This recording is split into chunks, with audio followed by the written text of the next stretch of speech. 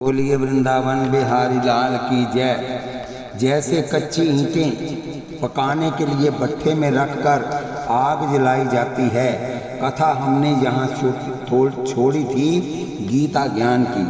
अब हम आगे चलते हैं ताकि ईंटें मजबूत हो जाएं। इसी तरह हड्डियाँ पक जाएं, शरीर मजबूत हो जाए। इसलिए गर्भाशय में भयानक आग होती है। इस आग से 24 घंटे वह पकता रहता है। माल मूत्र की थैलियाँ आसपास हैं तो ये नरक नहीं तो और क्या है। बार बार रोता है वह जीव कि तुम मुझे इस संकट से निकाल दो परमात्मा, तुम्हारा भजन करूँगा कि मुझे दोबारा इस नरक में ना आना पड़े। और जब प्रसूति वायु बाहर लाती है, बच्चा बेहोश होता है। जैसे ही होश में आया, गर्भ का ज्ञान समाप्त हो जाता है। कहाँ कहाँ रोने लगता है। भूमि परत बा डाबर पानी, जनु जी वही माया लपटानी। उसी वक्त उसी के ऊपर जगत की माया हैवी हो जाती है। गर्भ का ज्ञान सब खत्म हो जाता है। बच्चा जैसे ही भूमि पर आता है वैसे माया का आक्रमण होता है। गर्भ का ज्ञान लुप्त हो जाता है और रोना शुरू कर देता है। बचपन खेल कूद में बीत गया और जवानी पत्नी में बीत गई। बुढ़ापा आया तो चिंताओं ने चार ओर से आक्रमण कर दिया। बेटे की चिंता, बहू की चिंता, पोते की चिंता, पुत्र की चिंता। अरे भाई, दामाद बीमार हो जाए तो सास ससुर को दुख होगा। विवाह के बाद भी बेटी बीमार हो जाए तो माँ को देखो कैसे छटपटाती है। मेरी बेटी को क्या हो गया। जीव जब पैदा हुआ था तो केवल अपनी चिंता थी। थोड़ा बड़ा हुआ तो इष्ट मित्र बने तो उनकी चिंता जुड़ गई। फिर बिल्टियाँ छुड़ानी पड़ी तो उनकी चिंता हो गई। फिर उनके बच्चे हो गए तो उनकी चिंता हो गई। फिर तो चिंता चिंता चिंता करते करते चिता में जाने का समय आ गया। बोलिए बांके बिहारी लाल की जय। कथाओं में कितने लोग मिलते हैं। पहले साल जाते हैं तो कौन से चेहरे हैं, दूसरे साल जाते हैं तो उसमें से कितने जा चुके होते हैं। अरे मन, तुम्हें भी तो चलना ही है, घर छोड़ना ही है, शरीर छोड़ना ही है। काहे को मर रहा है परिवार के लिए। रे मन सब सो विरस हो, सरस राम सो होए। उचित सिखावत देती है निस दिन तुलसी तोए। ये तुलसीदास अपने मन को समझा। हम दुनिया को समझाते रहे लेकिन खुद को नहीं समझा पाए। परिवार को सेट करते रहे, अपने आप को जिंदगी में सेट नहीं कर पाए।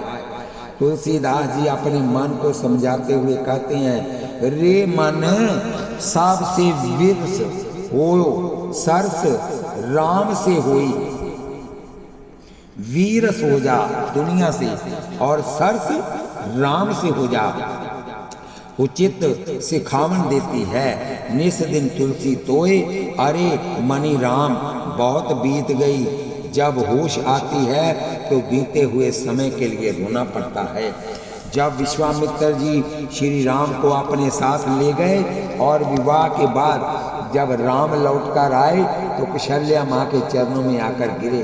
कौशल्या माँ ने उठाकर उन्हें अपनी छाती से लगा लिया, सिर पर हाथ फेरा, राम का मुख देखा, खिलाया पिलाया। रात्रि में जब राम सो रहे हैं तो कौशल्या अम्बा जाग रही है, क्योंकि बहुत दिनों के बाद बेटे का मुख देखने को मिला। सोते हुए भी राम बहुत सुंदर लग रहे हैं तो कौशल्या भगवान से प्रार्थना करती है कि परमात्मा, विश्वामित्र जी जिस दिन से राम को लेकर गए और जिस दिन लौटकर आए हैं वह बीच का जो समय है हमारी आयु में शामिल नहीं करना। वह दिन हमारे बेकार चले गए। प्रभु, उतने दिन हमारी आयु और बढ़ा देना ताकि मैं अपने राम का मुखड़ा उतने दिन और देख सकूं। जो दिन गए तुम हाही बिनु देखे, ते विरंची जानी पारही लेखे। हमारी आयु में उतने दिन और बढ़ा देना, क्योंकि उतने दिन में राम का दर्शन नहीं कर सकी।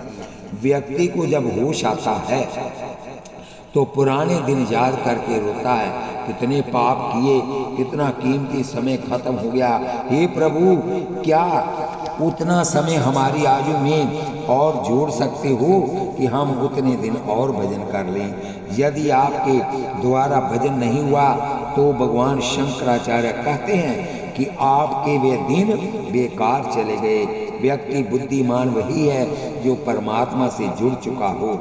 महाराज, भगवान तो दिखते नहीं।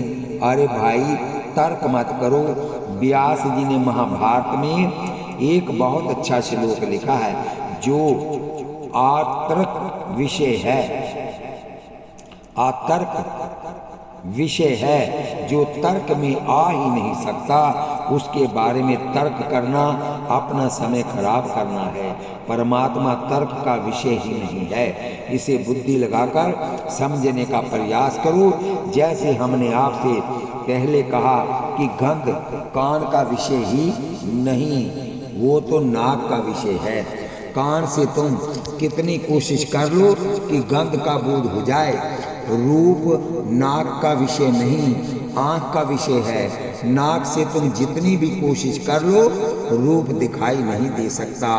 परमात्मा भी तर्क का विषय ही नहीं है। परमात्मा तो श्रद्धा और विश्वास का विषय है। जितने तर्क किया, जिसने तर्क किया वह यहीं रह गया, और जिसने श्रद्धा की और विश्वास करके चल पड़ा, भगवान ने उसका हाथ पकड़ लिया।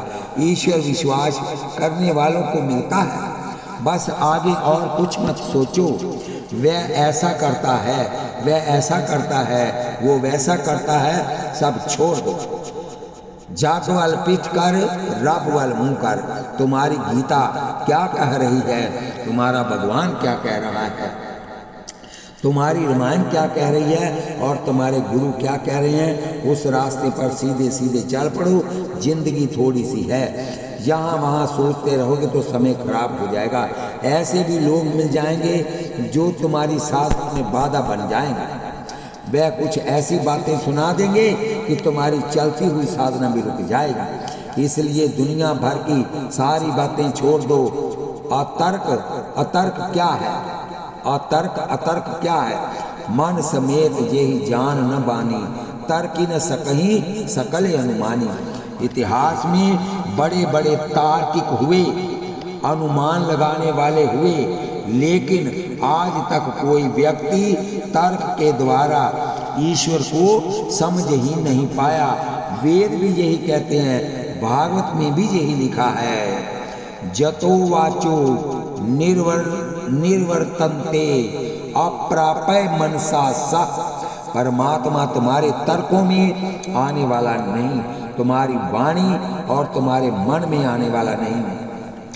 परमात्मा तो श्रद्धा और विश्वास में आने वाला है। अपने मन में संकल्पों विकल्पों से तुम ईश्वर को नहीं पा सकते। तुम संशयवान होकर ईश्वर को नहीं पा सकते। भगवान कृष्ण को लाखों ने पाया है, वेद शास्त्र की मर्यादा से चल कर पाया है। हमें भी उसे रास्ते पर चलना चाहिए। तर्क वितर्क नहीं करिए, केवल नाम जपिए। कालयुग केवल नाम आधारा, सिमर सिमर न रोते पारा।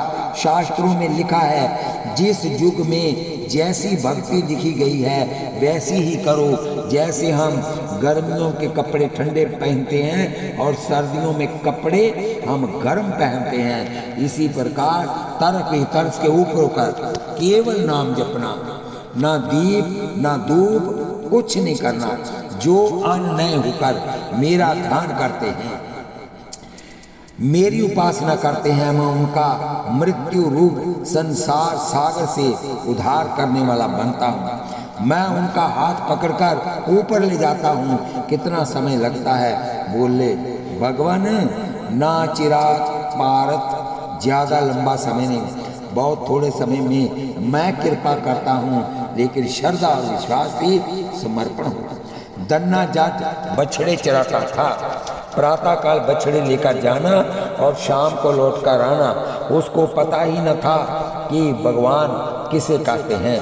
बिना पढ़ा लिखा था। उसके पिता के मन में आस्तिकता थी। कोई पंडित जी हरिद्वार जा रहे थे, रात्रि हो गई थी। उन्होंने कहा, पंडित जी अंधेरे में कहाँ जाओगे, रात यहीं रुको, प्रसाद पाओ और सुबह चले जाना। अच्छा भक्त जी, आप कहते हैं तो रुक जाते हैं। और रात को रुक गए। वह शालिग्राम साथ रखते थे। उन्होंने स्नान किया, शालिग्राम रखे, फिर भगवान की आरती की, पूजा की और सायंकाल का प्रसाद लगाया। तब तक दन्ना बछड़े चरा कर आ गया और घंटी की आवाज़ सुनी, आकर बैठ गया। उसके लिए नई चीज़ थी, क्योंकि आज तक उसने ये देखा ही नहीं था, पता ही नहीं था। पंडित जी ने कैसे ठाकुर नहलाए, आरती की, भोग लगाया। उसने देखा। जब पंडित जी प्रसाद देने लगे तो पूछता है, पंडित जी ये क्या है, ये क्या किया आपने? बेटा, ये भगवान की पूजा की है। भगवान की पूजा से क्या होता है? बोले, भगवान दर्शन देते हैं। अच्छा, तो भगवान के दर्शन हो जाएं तो क्या फायदा होता है? बोले, बेटा फिर व्यक्ति को काम नहीं करना पड़ता, फिर तो भगवान ही उनका काम किया करते हैं। पंडित जी, ये तो बहुत बढ़िया फार्मूला है बताया आपने। भगवान प्रकट हो जाएं तो व्यक्ति को काम नहीं करना पड़ता। पंडित जी, सुबह से शाम तक बछड़े चरा चरा कर थक जाता हूँ, मेरे पैर टूटने लगते हैं। मैं भी भगवान प्रकट करूँगा, लाठी भगवान को दूंगा और मैं आराम से पेड़ के नीचे बैठूंगा और भगवान मेरे बछड़े चराएंगे। पंडित जी, मुझे भी भगवान दे दो।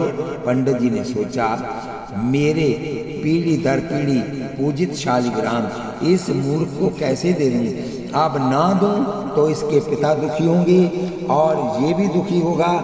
बच्चा तो आखिर बच्चा है, बच्चा था 9-10 साल का, जिद पकड़ बैठा, चाहिए चाहिए। पिताजी ने भी समझाया, बेटा हम लोग पूजा नहीं कर सकते, ये तो पंडितों का काम है, हम गांव के लोग हल चलाने वाले, हम क्या पूजा करेंगे? नहीं, मुझे भगवान दिला दो। था तो बच्चा ही, लगा रोने। पंडित जी को दया सी आई। बोले, बेटा तुम सुबह नहा कर आना, हम तुम्हें भगवान दे देंगे। पंडित जी ने सोचा, रात को कोई पत्थर ढूंढ कर ले आएंगे और उसे सिंहासन पर बिठा कर दे देंगे, सुबह हमें भगवान मिल जाएंगे, सुबह हमें भगवान मिल जाएंगे। पंडित जी बोले, हाँ बेटा, सुबह हम तुम्हें भगवान दे देंगे। रात भर नहीं सोया, वह बार बार उठकर देखता है कि बाहर उजाला हुआ कि नहीं, कब प्रातःकाल होगा, कब प्रातःकाल होगा, मुझे भगवान मिलेंगे, मैं भगवान को प्रकट करूंगा, मैं भगवान से बछड़े चराऊंगा, मैं आराम से बैठूंगा।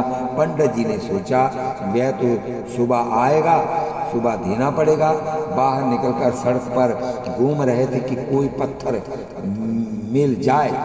गोल मटोल अपने शालिग्राम जैसा ही पत्थर मिला, लाकर सिंहासन पर रख लिया और अपने शालिग्राम को उठाकर सिंहासन से नीचे रख लिए। बड़े चतुर थे पंडित जी। अब सुबह लाली दिखी, वह तो सोया ही नहीं, रात भर रोता रहा। उसने जल्दी से गोता मारा, स्नान किया, पहुंच गया। बोला, पंडित जी भगवान दे दो। अच्छा ये बताओ कि तुम राजा ठाकुर लोगे जहाँ सिपाही ठाकुर लोगे? बोला, क्या मतलब? पंडित जी ने कहा, सिंहासन पर बैठने वाले राजा ठाकुर और दरवाजे पर खड़े होने वाले सिपाही ठाकुर। बोला, मुझे राजा ठाकुर दे दो। तो सिंहासन से उठाकर दे दिया। देने वाला सोच रहा है कि मैं पत्थर दे रहा हूँ, लेने वाला सोच रहा है कि मैं भगवान ले रहा हूँ। जैसे ही पंडित जी ने भगवान दिए, गले लगा लिया, गदगद हो गया, आंखों से आंसू निकले और पत्थर पर गिर पड़े।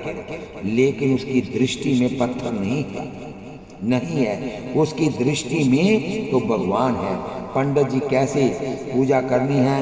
बोले बेटा नहला देना, तुलसी का पत्ता चढ़ा देना, और फूल मिल जाएं तो चढ़ा देना, नहीं तो सिर्फ तुलसी का पत्ता चढ़ा देना, और इनको खिलाकर खा लेना। बस इतनी सी पूजा है, ज्यादा लंबी चौड़ी नहीं। एक झोली बनवाई, झोली में ठाकुर लटका लिए गले में, और बाजरे की रोटियां साथ लेकर बछड़े चराने चल पड़ा। बछड़े चराते चराते जब भूख लगी तो झोली में से निकाला ठाकुर बाजरे की रोटियों पर रखी तुलसी, और कहा ठाकुर खा लो, और आंख बंद कर ली। जब ठाकुर को भोग लगाओ तो आंख बंद कर लो या पर्दा कर लो। ये पद्धति है, क्योंकि यदि तुम देखते रहोगे तो तुम्हें लगेगा कि भगवान तो आए नहीं, और आंखें बंद रखोगे तो लगेगा कि भगवान आए और प्रसाद पा गए।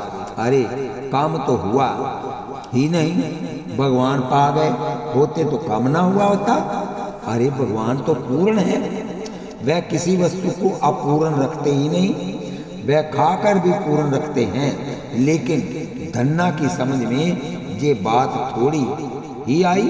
वह आंखें बंद करता है, फिर खोलकर देखता है 2 की 2 ही रोटियां हैं। इसका मतलब कि ठाकुर ने खाई नहीं, खाया होता तो कुछ रोटी कम हुई होती। फिर आंख बंद कर ली, कहने लगा देखो ठाकुर, गुरुजी तो तुम्हें हलवा पूरी खिलाते थे, मैं तो गरीब जाट का बेटा हूँ, मेरे यहाँ तो बाजरा ही पैदा होता है और तुम्हें यही खानी होगी। यदि हलवा पूरी खाना था फिर तो वहीं रह जाते, अब मेरे पास तो यही बाजरे की रोटी खानी ही पड़ेगी। याद रखो कि मैं जाट का बेटा हूँ, और जाट जिस बात को संकल्प कर ले फिर जल्दी पीछे नहीं हटता। अब मेरी प्रतिज्ञा है कि जब तक तुम नहीं खाओगे मैं भी नहीं खाऊंगा। बार बार आंख बंद करता है, खोलता है, बंद करता है, खोलता है। 1 दिन 2 दिन 3 दिन पूरे 7 दिन बीत गए। शाम तक जब तक नहीं आते थे तो गाय को खिला देता था। घर में माँ रोटी दे, भोग लगाए और आंख बचाकर बछड़ों को खिला देता था। 7 दिन हो गए। छोटा सा बालक बेचारा बिल्कुल निर्बल हो गया। 7वें दिन जब प्राण कंठ में आ गए, बछड़े चर रहे थे, रोटियां सामने रखी थी, रो पड़ा ठाकुर आप तो मेरे प्राण ही निकल रहे हैं, मुझे मरने का दुख नहीं है। दुख इस बात का है कि मैंने आपको लिया और आपने 1 दिन भी मेरा रोटी का भोग नहीं लगाया। बस 1 गिलास खा लो ठाकुर, ताकि गुरुजी मिले तो ये कह सकूं कि मैंने ठाकुर को खिलाया था। जब प्राण गले में आ गए तो भगवान ने सोचा कि यदि नहीं प्रकट हुआ तो मेरे दयालुता में कलंक लग जाएगा। इसके विश्वास की रक्षा के लिए जब कंठ में प्राण आ गए तो उसी मूर्ति से मुस्कुराते उसी पत्थर से भगवान प्रकट हो गए। परमात्मा को तर्क से नहीं, बुद्धि या मन के तर्क से नहीं खोजना, ईश्वर को खोजना है श्रद्धा और विश्वास से।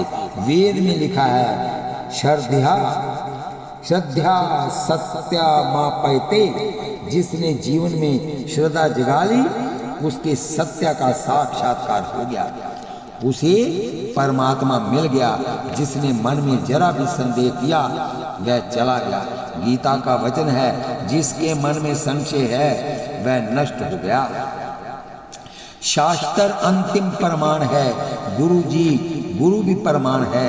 यदि वह शास्त्र के अनुसार बोलता हो, यदि गुरु शास्त्र के विरुद्ध बोलता हो तो उसकी बात ना मानने से कोई पाप नहीं, क्योंकि गुरु को भी ज्ञान हुआ है शास्त्रों के आधार पर। गुरु कहेगा कि उन्हें अपने गुरु से मिला, गुरु कहेगा कि उन्हें अपने गुरु से मिला, उस गुरु को उसके गुरु से मिला, अंतिम गुरु तो होगा। उस अंतिम गुरु को कहाँ से मिला? तो कहना पड़ेगा कि शास्त्र से। गुरु प्रमाण नहीं, शास्त्र प्रमाण है। भगवान कृष्ण ने गीता में ये नहीं कहा उन्होंने कहा मैं परमाण नहीं हूँ, क्योंकि मैं तो बुद्ध का अवतार लेकर वेदों की निंदा भी कर लेता हूँ। जहाँ जैसी जरूरत पड़ती है वैसा स्वरूप बनाना पड़ता है, इसलिए मेरे हर वचन प्रमाण नहीं होते। शास्त्र प्रमाण होते हैं, इतिहास प्रमाण नहीं होता, संविधान प्रमाण होता है। इतिहास में तो अनेक तरह की घटनाएं घटती रहती हैं, वह प्रमाण नहीं होता। हमारा संविधान क्या कहता है वह हमारे लिए प्रमाण है। व्यक्ति प्रमाण नहीं होता, हमारे लिए शास्त्र प्रमाण है। गीता क्या कहा? गीता क्या कहती है? शास्त्र किसे कहते हैं? जो शिष्य को सही रास्ता दिखाए उसका नाम शास्त्र है। जो साधक को सही रास्ता दिखाए वह शास्त्र है।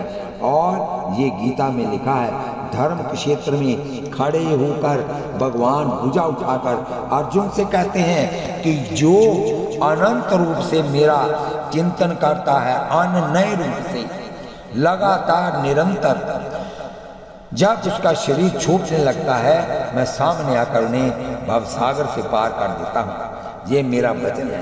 अब कोई दूसरे गुरु भी कहते रहे, तुम्हें उन बातों पर ध्यान नहीं देना चाहिए। एक संत अपनी गुफा में लोगों को समाधि लगवाते थे और वहाँ लोगों की समाधि लग जाती थी।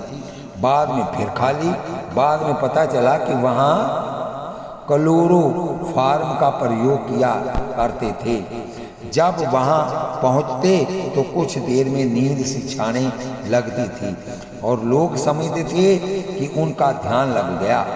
गुरु तो हमारे शुद्ध हैं, देखो हमें ये दिखा दिया वह दिखा दिया, बाद में आकर कोशिश करो तो कुछ नहीं दिखा।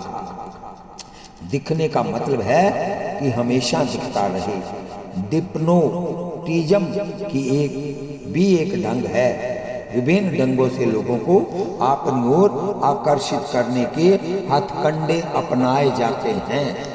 ये जगह जगह जो पंथ बन रहे हैं, अलग अलग धर्म बन रहे हैं, अलग अलग संप्रदाय बन रहे हैं, ये केवल एक पैसा बटोरने की रास्ता है।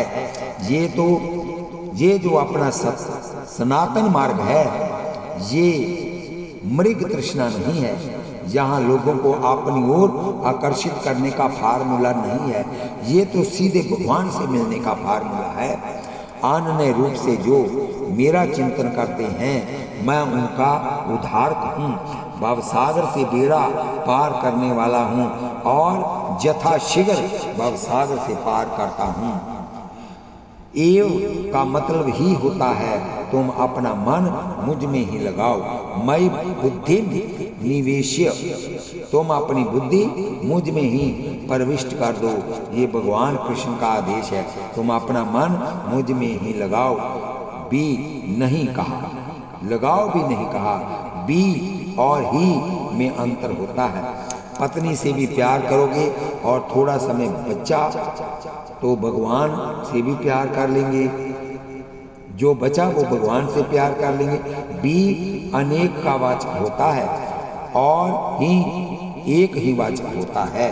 भाई इन लोगों का काम हमें करना है, इनका करने के बाद अपना भी कर देंगे। और दूसरा वाक्य है कि देखो हम आज बिल्कुल फुर्सत करके आए हैं, आज हम आपका ही काम करेंगे, ही आपका ही। और भी में अंतर है, यहाँ भगवान भी नहीं कह रहे, यहाँ भगवान ही मुझ में ही मन लगाओ, अपनी बुद्धि मुझ में ही प्रविष्ट कर दो। क्या फल मिलेगा यदि हम अपना मन और बुद्धि आप में लगा दें? बोले माँ में वैश्यसी, जब तुम्हारा शरीर छूटेगा तो तुम मुझ में ही निवास करोगे, तुम मेरे मन मंदिर के देवता बन जाओगे और मुझसे ऊपर कुछ है नहीं, मैं सबसे ऊपर हूँ ना संशय। इसमें किसी प्रकार का शक संशय नहीं करना। कृष्ण ने यदि कहा कि मैं भगवान हूँ तो अर्जुन ने कहा विराट रूप दिखाओ, तो दिखा दिया। 6 दिन की अवस्था में पूतना को मार दिया। 7 वर्ष की अवस्था में गोवर्धन उठा लिया। लाखों गोपियों में लाखों कृष्ण बनकर नृत्य किया। काली नाग के ऊपर नाच रहे हैं। वर्षों पहले मरा हुआ गुरुपुत्र उसी रूप में उसे वापस लाकर प्रणाम कर रहे हैं। वह भगवान है। 1,00,000 2 लाख चेले बनाए और भगवान बनकर बैठ गए। ऐसे तो दुनिया में बहुत हैं। एक ने 8 लाख चेले बनाए भारत में और अपनी सटैनों को लेकर भागकर इंग्लैंड में शादी कर। ये सब पाखंड है। जो शास्त्र के अनुसार चलते हैं, ग्रंथों के अनुसार चलते हैं और अपने शिष्यों को चलाते हैं, वही गुरु कहलाने के अधिकारी होते हैं। ध्यान रखना, अपने शास्त्र की मर्यादा से चलो। भगवान कृष्ण ने कह दिया कि तुम मुझ में ही अपना मन लगाओ और मुझ में ही बुद्धि लगाओ तो तुम मुझ में ही निवास करोगे। मुझसे बड़ा कोई है ही नहीं और इसमें संशय नहीं करना। राम, कृष्ण, विष्णु, शिव ये सब एक ही रूप हैं। चाहे राम में लगा लो या कृष्ण में लगा लो, विष्णु में लगा लो, शिव में लगा लो या शक्ति में लगा लो, ये सब एक ही हैं। इनको छोड़कर भूत प्रेतों की पूजा नहीं करना, छोटे छोटे देवी देवताओं की पूजा नहीं करना तो इसलिए करना कि इनके द्वारा हमें भगवान की प्राप्ति हो जाए। सच्ची निष्ठा से आप किसी भी देवी देवता की प्रार्थना कर लो, अरदास कर लो, वो भगवान आपको कृष्ण के साथ मिला देगा। गुरु भी आपको कृष्ण के साथ मिला देगा अगर आप सच्चे मन से सिमरन करते हो जो गुरु से मंत्र मिला है। प्रभु आप कहते हैं कि मुझ में ही मन लगाओ, मुझ में ही बुद्धि लगाओ, पर मन और बुद्धि आप में ना लगे तो भगवान ने कहा, रामायण में कहा है, जननी जनक बंधु सुत धारा तनु धनु भवन सुहृदय परिवारा।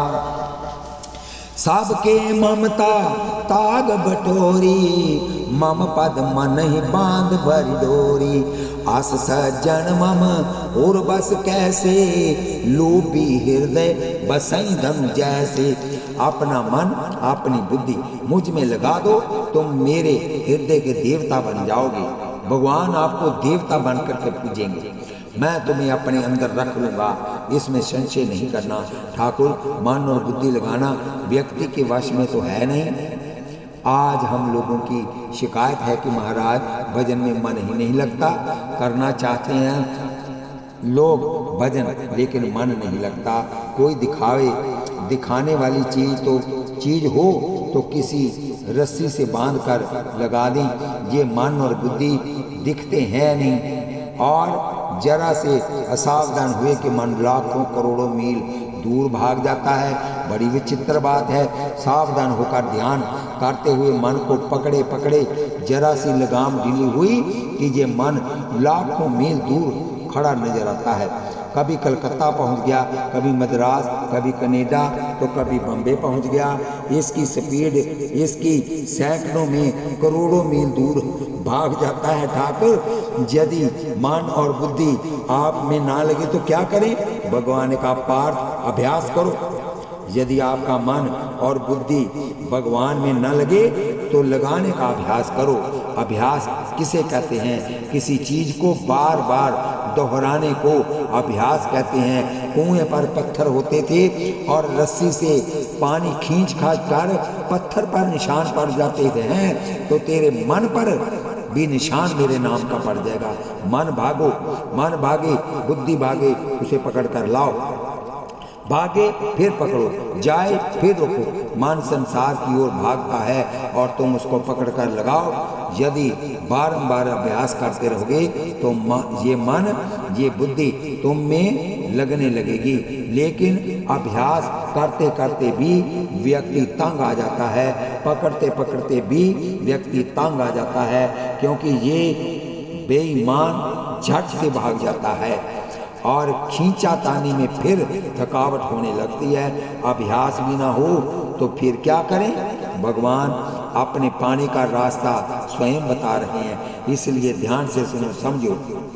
क्या कहते हैं? ना मन बुद्धि भगवान में लगते हैं, ना ज़्यादा अभ्यास होता है और हम भगवान को पाना चाहते हैं। तुम्हारा मन कुछ तो करता होगा, काम करने में ज़्यादा लगता है, ज़्यादा आनंद काम में आता है। देवियाँ दिन में सारा दिन झाड़ू बर्तन, यहाँ के कपड़े वहाँ के यहाँ रख दें, सारा काम करती रहेंगी लेकिन भजन नहीं करेंगी। अच्छा, तो तुम्हारा मन काम में ज़्यादा लगता है। बोले हाँ ठाकुर। तो भगवान ने कहा कि घर का काम छोड़कर